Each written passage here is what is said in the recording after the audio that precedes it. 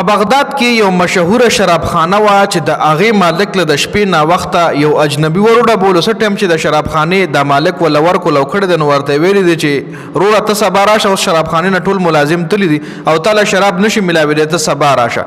دغه اجنبي دغه د شرابخانې مالک ته په ملا باندې لاس کې خو ورته ووي چې زما بشر بن حارث سره کار دی. بشر بن حارث په نوم یو اهم پیغام دی. د شرابخانې د مالک ولوي چې بشر بن حارث زیمه وایه څه پیغام دی. دغه اجنبي کس ولوي چې الله پاک ما ته ویلي دي چې په بشر بن حارث باندې زما سلام وایه او ورته دا هم وایه چې څومره عزت تا زما نوم له ورکړی دی نو تر قیامته پورې دومره عزت پر ستا نوم ته هم میلاویږي.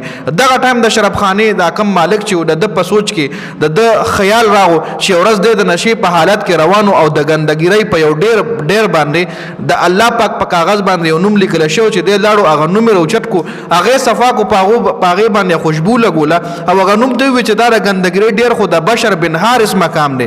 یا الله را ستا د نوم مقام خو نه دی، هغه نوم یې اوچت کړی دی او یو سایډ لیکې ایښلی دی. جی ګوره په دې دومره وړه غوندې نیکۍ باندې بعضې ټایم کې زموږ مخې له هم داسې د الله پاک نوم په اخبار باندې راشي موږ یې اګنور کړو.